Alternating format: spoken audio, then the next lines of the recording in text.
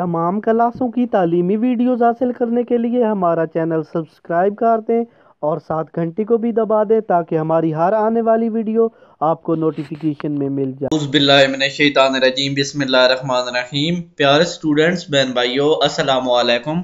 हमारे सामने नेक्स्ट सवाल है कि बरतानिया में ताज के किरदार पर बहस करें। ये मुख्तलिफ तरीक़ों से आ सकता है। बरतानवी ताजदार के इख्तियारात और हैसियत पर बहस कीजिए। बरतानिया में बादशाहत क्यों अहमियत की हामिल है और इसकी ज़रूरत अभी तक क्यों महसूस की जाती है। बरतानिया में बादशाहत की अहमियत और ज़रूरत पर बहस करें। बरतानिया में बादशाहत की बका के असबाब। बरतानिया में बादशाहत अभी तक क्यों कायम है, जिसका जवाब है बरतानिया में बादशाहत का किरदार, role of monarch in Britain. America में तमाम अख्तियारात का जो सरबराह है वो सदर है, जबकि बरतानिया में नजरियाती तौर पर तमाम अख्तियारात का सरचश्मा ताज या बादशाह या मलका होता है। बरतानिया में बादशाहों को सदियों से इज्जत व एहतराम की निगाह से देखा जाता है और बादशाहत के किरदार को एक मुकद्दस अदारा समझा जाता है। बल्कि ये बेजा कहना न होगा कि बरतानिया में बादशाह एक इलामती किरदार है जिसने पूरे मुल्क को एक वहदत में जुकड़ा हुआ है। इसे पूरे मुल्क में इत्तेहाद की इलामत समझा जाता है। 17वीं सदी से पहले बादशाह के किरदार को बहुत ज़्यादा अख्तियारात हासिल थे। तमाम इंतज़ामी, अदालती और कानून साजी के अख्तियारात सिर्फ और सिर्फ बादशाह को हासिल थे। लेकिन 17वीं सदी के आगाज़ में ही बादशाहत और पार्लियामेंट में तसादुम शुरू हो गया। सेटलमेंट एक्ट 1688, उसके बाद सेटलमेंट 1688 में बादशाह के अख्तियारात को बिल्कुल महदूद कर दिया गया। 1707 में आखिरी बार मलका एन जो है उन्होंने अपना वेटो का हक इस्तेमाल किया था।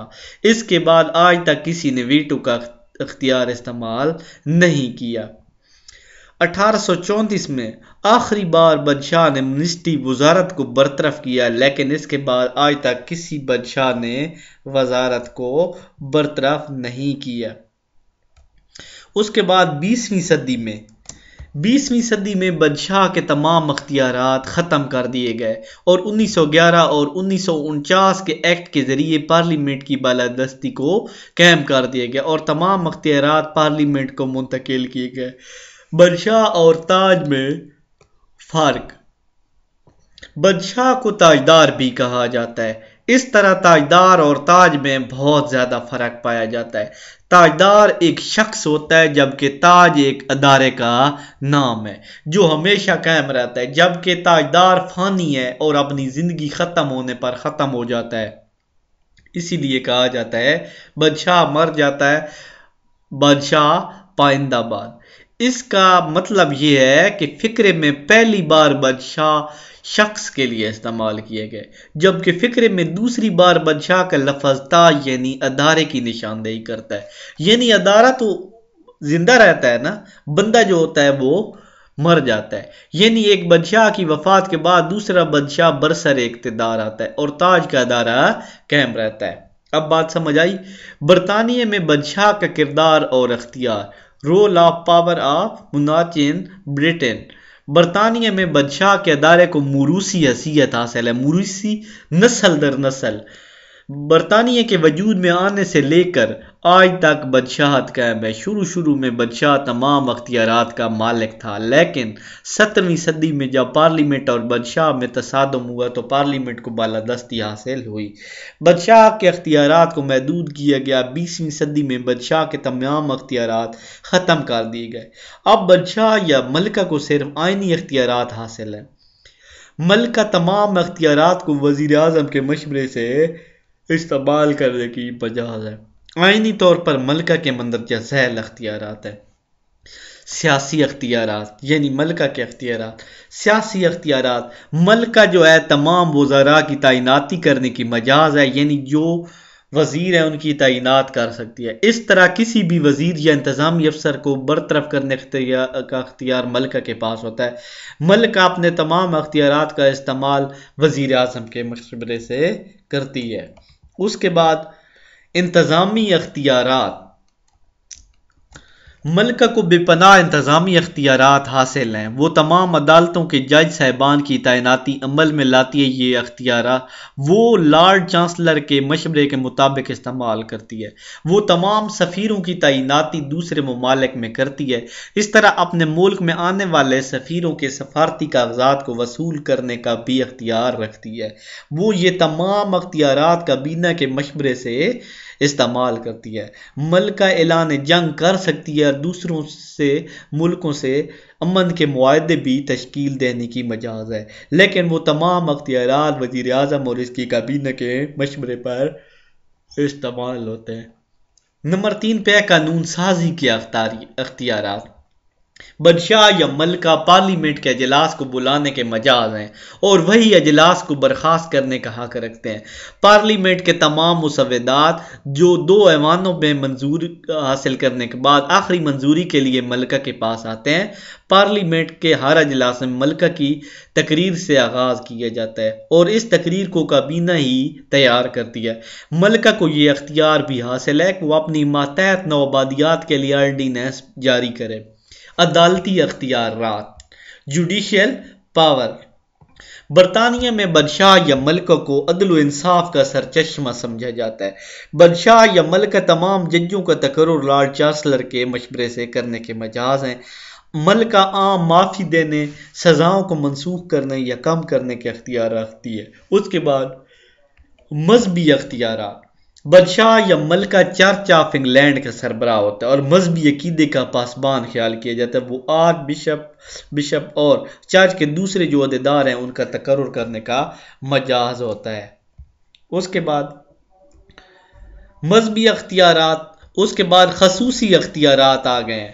خصوصی اختیارات کون کون سے ہیں؟ انگلستان کا جو بادشاہ ہے مندرجہ ذیل خصوصی اختیارات رکھتا ہے اور یہی اختیارات ملکہ کے بھی ہیں۔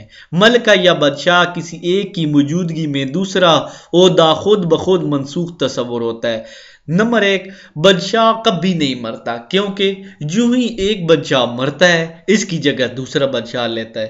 بادشاہ اگر چاہے تو جنگ یا امن میں کسی بھی شخص کو ملک چھوڑنے سے منع کر سکتا ہے۔ بادشاہ امور مملکت کے بارے میں وزیر اعظم اور وزراء کو مشورے دے سکتا ہے، کیونکہ سرکاری معاملات سے باخبر ہونے کے باعث اس کا تجربہ کافی اہمیت رکھتا ہے۔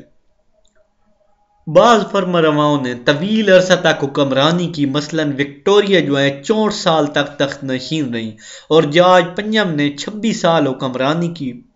ڈسرائیلی نے ملکہ وکٹوریہ کو یہ خط لکھا تھا: 40 سال سے زیادہ عرصہ تک عالم پناہ آپ دنیا میں ہونے والے ہر اہم واقعہ سے باخبر رہی ہیں، اسی لیے لازماً آپ معاملات اور انسانی کردار سے واقف ہیں، لہذا باصلاحیت لوگوں کو آپ سے رابطہ قائم کرنے کے لیے استفادہ کرنا چاہیے۔ یعنی اتنا ٹائم رہی ہیں تو وہ کافی ساری واقف ہیں، لہذا ان سے تجربہ حاصل کرنا چاہیے۔ اگر کابینہ کوئی ایسی پالیسی مرتب کرے جو کہ ملکی مفاد کے منافی ہو، یعنی ملکی مفاد کے خلاف ہو، تو بادشاہ وزراء کو اسے تبدیل کرنے کا کہہ سکتے ہیں۔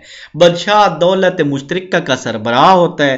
دولت مشترکہ میں شامل تمام وزیر اس کو اپنا سربراہ تسلیم کرتے ہیں۔ بادشاہ ملکی اور غیر ملکی باشندوں کو اعزازات سے نوازتا ہے۔ متفرق اختیارات۔ بادشاہ کو اور ملکہ کو اختیارات کا سرچشمہ کہا جاتا ہے اور سرچشمہ ہونے کی وجہ سے ملک میں تمام اعزازات تقسیم کرنے کی مجاز ہے۔ جو برطانوی شہری زندگی کے مختلف شعبوں میں کارہائے نمایاں سر انجام دیتے ہیں، ملکہ ان کو مختلف اعزازات سے نوازتی ہے۔ جیسے کسی بندے نے کوئی، جیسے پاکستان میں نشان حیدر حاصل کرتا ہے یا اس طرح کا کوئی اعزاز حاصل کرتا ہے تو یہ۔ اس کے بعد مندرجہ بالا تحریر سے پتہ چلتا ہے کہ دراصل تاجدار یا بادشاہ اپنے تمام اختیارات کو وزیر اعظم اور اس کی کابینہ کے مشورے پر استعمال کرنے کا پابند ہے۔ وہ کوئی بھی اختیارات اپنی مرضی کے مطابق استعمال کرنے کا مجاز نہیں ہے، اس لیے چونکہ بادشاہ کوئی کام سر انجام نہیں دیتا، اس لیے سے کسی قسم کی غلطی سر انجام نہیں ہو سکتی۔ اسی لیے کہا جاتا ہے بادشاہ یا ملکہ سے کوئی غلط کام نہیں کر سکتے۔ بادشاہ اب صرف وزیر اعظم سے مشورہ کرنے کا مجاز ہے، اختیارات کا استعمال وزراء اپنی مرضی سے کرتے ہیں، بادشاہ حکمران تو ہوتا ہے لیکن حکومت نہیں کرتا۔ بادشاہ کی ضرورت و اہمیت، بادشاہ کی بقات وجوہات، بادشاہت کیوں ختم نہیں ہوتی؟ یہ بڑا امپورٹنٹ سوال ہے اور ہر دفعہ آتا ہے۔ برطانوی سیاسی نظام میں بادشاہت کی اہمیت اور ضرورت ابھی تک برقرار ہے۔ وہ کیا وجوہات ہیں جن کی بنا پر بادشاہت کی اہمیت اور ضرورت 21ویں صدی میں بھی فرق نہیں پڑا؟ وہ وجوہات مندرجہ ذیل ہے۔ عزت و تکریم کی علامت، برطانوی سیاسی نظام میں بادشاہت کا دائرہ بہت زیادہ مقدس ہے۔ برطانیہ میں بادشاہ یا ملکہ کو بہت زیادہ عزت و احترام دیا جاتا ہے اور اس کی اطاعت کو ہر شہری اپنا فرض سمجھتا ہے۔ ہر ادارے کا جو اطاعت اور فخر سمجھتا ہے کہ بادشاہ ہمارے ہیں۔ تمام سرکاری اور فوجی ادارے اپنے عہدوں کے ساتھ ہر مجازتی استعمال کرتے ہیں وغیرہ۔ اس بات سے پتہ چلتا ہے کہ بادشاہ کس قدر عزت و احترام کی نظر سے دیکھا جاتا ہے۔ روایت پسندی، یعنی روایت ہیں یہاں پہ۔ نمبر 2 پہ کون سی خصوصیت ہے؟ انگریز روایت پسند ہیں، یعنی جو ان کی روایت ہے وہ کبھی اپنے قدیم اداروں کو ختم کرنے کے لیے تیار نہیں ہے، بلکہ وہ اپنے قدیم اداروں کو موجودہ حالات کے مطابق ڈھالنے کی کوشش کرتے ہیں، اسی لیے وہ بادشاہت کے ادارے کو بھی قائم کرتے ہیں۔ شاہ پسندی، 20ویں صدی میں ہر بادشاہ کو پوری دنیا میں زوال ہو گیا ہے، یعنی ہر بادشاہ زوال کا، لیکن برطانیہ میں بادشاہوں کی عزت اور مقبولیت میں اور بھی اضافہ ہوا۔ حالانکہ عوام چاہتے ہیں تو بادشاہ کے ادارے کو آسانی سے ختم کر سکتے، سوائے سوشلسٹوں کے بادشاہ کی برطانیہ میں کوئی بھی مخالفت نہیں کرتا، حتیٰ کہ لیبر پارٹی جو دارالامراء کی سخت مخالفت کرتی ہے وہ بھی بادشاہ کی مخالفت نہیں کرتی۔ اس سے پتہ چلتا ہے کہ دراصل انگریز قوم شاہ پسند ہے۔ شاہ پسند، بادشاہ پسند۔ دولت مشترکہ اور اتحاد، دولت مشترکہ کے اعلامیہ مجریہ 1949 کے مطابق برطانیہ کا بادشاہ یا ملکہ آزاد ممبر ممالک کی دولت کا مشترکہ سربراہ ہے اور وہ ان کے اتحاد کی علامت ہے۔ حالانکہ ان تمام ممبر آزاد مملکت ریاستیں ہیں لیکن وہ بھی برطانیہ علامتوں کی سربراہ ہیں، سربراہ کے طور پر عزت کی نگاہ سے دیکھے جاتے ہیں۔ برطانوی قوم اس بات پر فخر محسوس کرتی ہے کہ ان کی ملکہ دنیا میں اس قدر عزت کی نگاہ سے دیکھی جاتی ہے۔ مسلح قوم، برطانیہ جو ہے بادشاہ کو مسلح قوم سمجھا جاتا ہے، اسی لیے جب برطانیہ کی سیاسی جماعتیں کسی مسئلہ پر ایک دوسرے سے متصادم ہوتی ہیں تو بادشاہ ان کی صلح کرواتا ہے۔ اس طرح مختلف محکموں کے درمیان ہونے والی چپکلس کو بھی بادشاہ کی مداخلت یا ملکہ کی مداخلت سے ختم کروایا جاتا ہے، یعنی کوئی مسئلہ بنتا ہے بادشاہ یا ملکہ ٹھیک کرتے ہیں۔ برطانوی نظام میں ملکہ یا بادشاہ ثالث کی حیثیت سے کردار ادا کرتے ہیں اور اپنی قوم کی اصلاح میں اہم کردار ادا کرتے ہیں۔ مستحکم حکومت، مستحکم مضبوط حکومت۔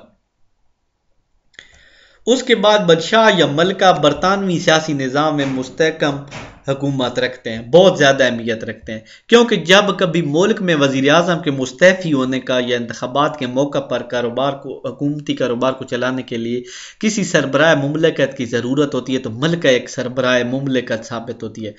ایک تو وہ غیر سیاسی شخصیت ہونے کے ناطے پرامن طریقے سے اقتدار کو نئے طریقے سے منتخب ہونے اور وزارت کو ہاتھوں جو وزراء ہیں ان کے ہاتھوں منتقل کر دیتی ہے۔ دوسرا یہ کہ اپنی مستقل حیثیت کی وجہ سے اپنے تجربات کی روشنی میں جب بھی ملکہ کو کی ضرورت پڑتی ہے تو وہ بہترین طریقے سے نظم و نسق سنبھالتی ہے۔ جب یہ ملکہ کسی جگہ اور کسی شخص صدر یا وزیر اعظم کو غیر ذمہ دار سونپی جائے تو بھی دشواریاں پیش آ سکتی ہیں، یعنی کسی اور کو بھی اگر پیش کریں یہ حکومت تو اس کو بھی مسئلہ ہوگا۔ سماجی رہنما، ملکہ برطانیہ میں سیاسی رہنما کے طور پر بھی کام کرتی ہے۔ سماجی سیاسی رہنما، برطانیہ میں شاہی خاندان کی اخلاقی اقدار پورے ملک کے لیے باعث تقلید ہے۔ ہر قسم کا جو ہے فیشن سٹائل شاہی خاندان سے ہی عام افراد میں رواج پاتا ہے۔ اس کے علاوہ تمام فلاحی ادارے کی سربراہی بھی ملکہ کرتی ہے۔ عوام بادشاہ یا ملکہ پر جان نچھاور کرنے کے لیے تیار ہوتے ہیں۔ پارلیمانی نظام میں بادشاہت کی اہمیت، برطانیہ میں پارلیمانی نظام حکومت قائم ہے۔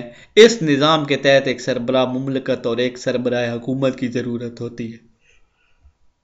سربراہ مملکت یا تو صدر ہوتا ہے یا بادشاہ، جبکہ حکومت کا سربراہ وزیر اعظم ہوتا ہے۔